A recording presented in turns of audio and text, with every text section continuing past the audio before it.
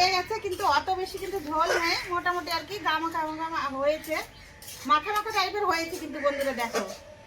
তো এখন দেখো বন্ধুরা হয়ে গেছে, আমি কিন্তু একটু গরম মশলা দিয়ে দেবো, অল্প দেবো, বেশি না। ওইদিকে তোমার এলাচ দিয়েছি, তার জন্য না দিলে হয়, তাও একটু দিচ্ছি। এদিকে দেখো আলু কিন্তু আমি দিয়ে দিলাম।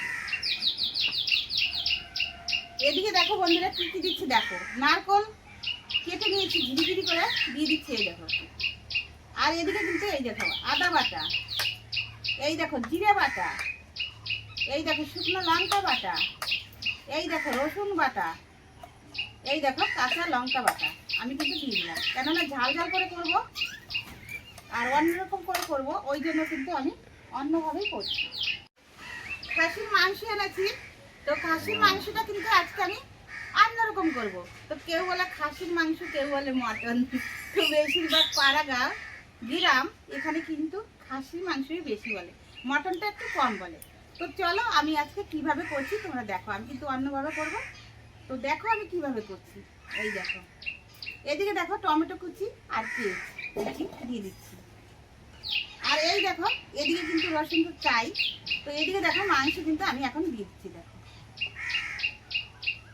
আমি কিন্তু স্বাদ মতন নুন দিয়ে দিচ্ছি, আর পরিমাণ মতন কিন্তু হলুদের গুঁড়ো দিয়ে দিলাম।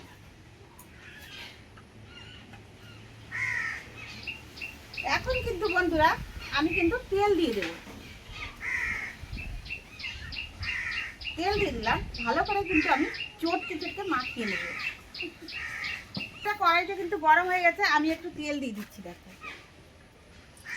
তেল দিয়ে দিলাম, আমি কিন্তু ফোড়ন করে দিচ্ছি। তো দেখো জিরে দিয়ে দিলাম, আর এদিকে দেখো তেজপাতা, আর এই দেখো এলাচ, এলাচ দিয়ে দিলাম, আর এই যে দারচিনি দিয়ে দিলাম।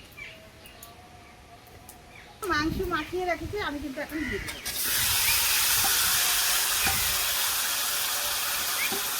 দিয়ে দিলাম, ভালো করে কিন্তু নেড়ে চেড়ে নেব।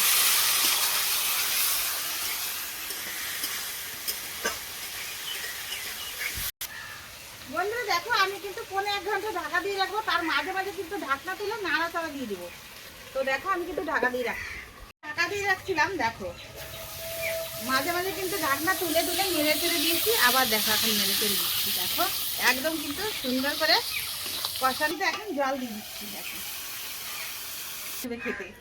তো চলো বন্ধুরা আমি কিন্তু এখন কিন্তু নামিয়ে নেব।